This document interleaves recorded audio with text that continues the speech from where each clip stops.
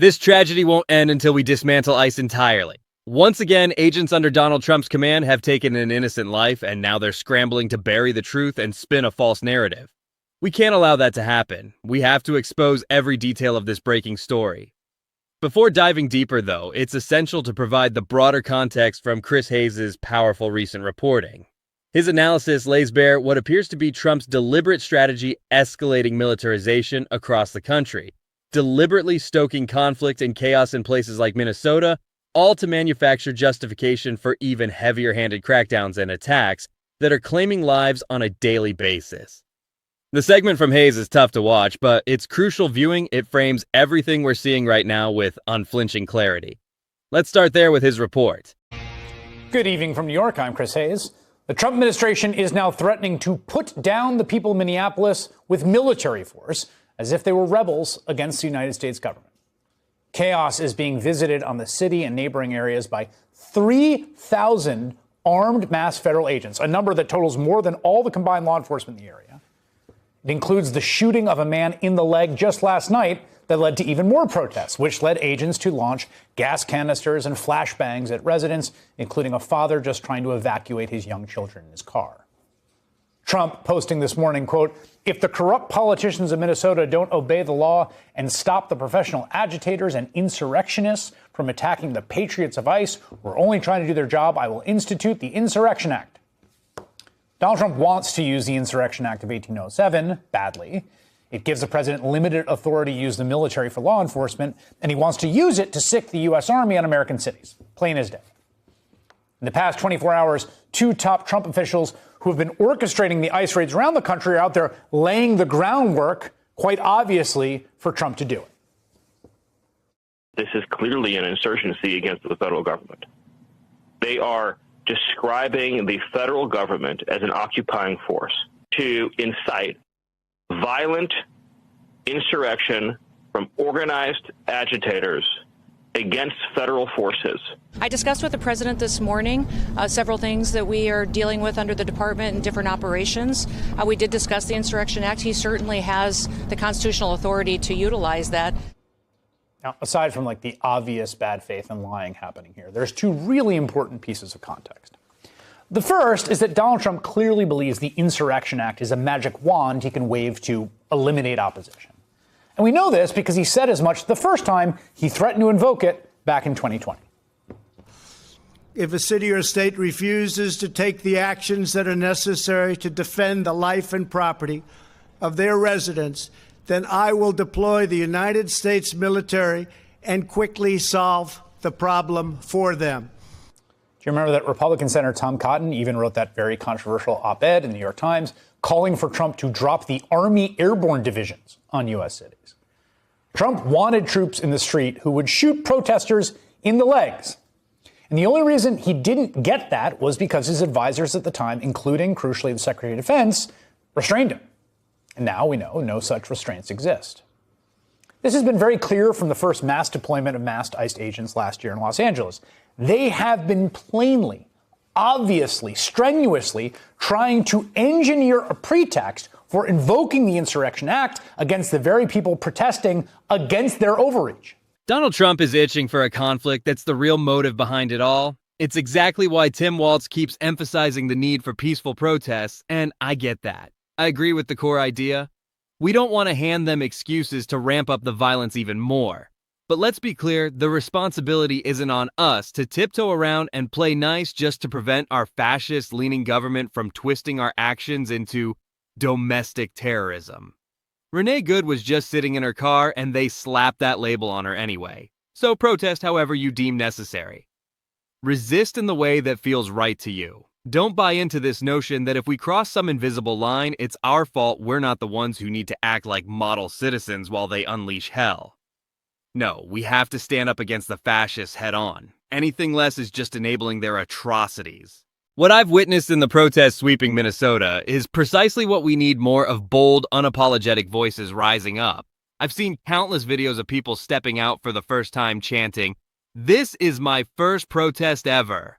My buddy Jolly Good Ginger is boots on the ground in Minnesota right now, holding the line like a champ. We need more folks like him out there amplifying these stories. And tonight's story is gut-wrenching, one we can't ignore. We'll dive into it along with how the Trump machine is desperately trying to sweep it under the rug. Hang tight, but let's break it down. A man's death in ICE custody is poised to be classified as homicide. According to a recording obtained by the Washington Post on Thursday, an employee from the El Paso County Office of the Medical Examiner indicated that the office is likely to rule the death of Geraldo Lunas Campos as a homicide. Campos passed away on January 3rd while detained at Camp East, Montana, a sprawling facility near the Mexican border. ICE's official statement released 6 days later claimed staff noticed him in distress after he became disruptive in the medication line. They initiated emergency measures and called for medical services, but EMS pronounced him dead on arrival. No cause of death was mentioned. Yet in a phone call with Campos's daughter shared with the Post, the medical examiner's staffer revealed that the preliminary findings point to injury to the neck and chest compression, meaning he suffocated under pressure applied to those areas. Once toxicology results come in, the employee noted on the recording, "Our doctor believes we'll list this as a homicide." The Post also interviewed Santos Jesus Flores, a fellow detainee in the same unit, who described seeing Campos resist entering the area only to be overpowered by 5 guards. Flores recounted hearing Campos gasp, "I can't breathe," as the guards choked him. This all unfolded in a massive tent-like border camp where migrants have repeatedly reported abysmal conditions and outright abuse. Even ICE's internal inspectors have flagged numerous violations of federal standards. The brutality isn't accidental, it's the entire agenda. It's not just about inflicting pain on the victims. It's about these ICE agents believing they're untouchable, above any rules free to strip away basic human dignity from anyone in their grasp. They don't see detainees as people deserving respect or decency. That's the mindset they're pushing. Erode empathy, dehumanize at every turn. And predictably, the Trump crew will dismiss this as fake news or liberal bias. But they've escalated their war on the press lately, which is why I urged you to stick around. This angle has flown under the radar, especially with the Washington Post involved. Its owner, Jeff Bezos, seems utterly indifferent to real journalism. He'd rather it not rock the boat at all. That's probably why he stayed silent on this explosive report. The FBI has now executed a new search warrant at a Washington Post journalist's home in Virginia. The administration says this is part of an investigation into a government contractor that they accuse of illegally retaining classified materials. The Post reporting FBI agents have now seized this reporter's phone, 2 laptops, and a watch. One of the laptops was a personal computer, the other a Washington Post issued laptop. Investigators tell the Post reporter that she's not the focus of this probe, that the target is a government contractor, and according to the criminal complaint, is alleged to have had secret documents in a lunchbox and his own basement, which could be a violation of the rules. Attorney General Bondi alleges the Post reporter also published illegally leaked information. Of course, that is, when you cover the government, what happens all the time. It is also worth noting the complaint, which may be partial, may only be the start of the story, but the complaint itself does not accuse that contractor of leaking classified information. Now, this is obviously drawing intense scrutiny because while the government does have wide latitude in legitimate national security cases, and there have been times in the past where we've seen, as a last resort, reporters basically dealt with and investigated, or their materials investigated in security litigation, this comes amid a time where the Trump DOJ under Bondi has very little credibility, and the president has mused about going after all kinds of opponents and has done so. And he and his allies have viewed many in the press, as you know, as their sort of political opponents. Times reports that it's exceedingly rare to search a reporter's home, and it refers to a 1980 law that bans searching reporters unless they are the suspect. Where are all the self-proclaimed free speech warriors now? The don't tread on me crowd, the ones who scream about censorship at every turn, they've gone radio silent. Crickets. Journalists are having their doors kicked in by Trump's enforcers, all in a blatant attempt to intimidate and shut them down. And their billionaire bosses, the ones who could actually stand up and defend the truth. They're selling out faster than you can say Amazon Prime, staying quiet to protect their bottom line. It's crystal clear the real power structure in America isn't interested in truth. It's invested in burying it. If you're a right-wing provocateur spouting hate, maybe you get a pass or even a defense from the vice president himself. Indian hate before it was cool. Sure, get a shout out. Defend pedophiles. You'll find allies in high places, but if you're a journalist exposing the rot, suddenly the full weight of the state comes crashing down, FBI DOJ investigations on demand, and your billionaire owner just shrugs, letting it happen so he can keep cashing in.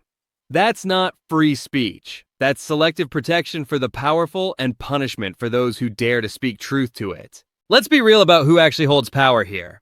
If you're a conservative loudmouth, are powerful institutions really oppressing you, or are you just facing pushback for being awful?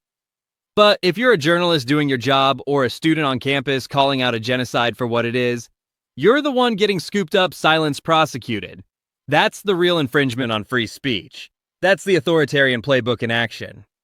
So where are the so-called free speech absolutists, Bari Weiss, Elon Musk, Matt Taibbi, these folks who love to posture as champions of open discourse? Why the deafening silence when actual journalism is under attack? Oh right, money talks and it's bought their complicity. God, it's been rough lately, hasn't it? I know this video is heavy and yeah, it sucks. But we can't look away. We have to keep calling this out every single time. That's what this show is about. If you're still here, thanks for sticking it out. If you want to support the fight against this kind of bullshit, hit that subscribe button, drop a like if you made it to the end. Next up, we're going to roast Stephen Miller because he deserves it. Keep pushing back, don't let them shut you down. I'll see you in the next one. Stay loud.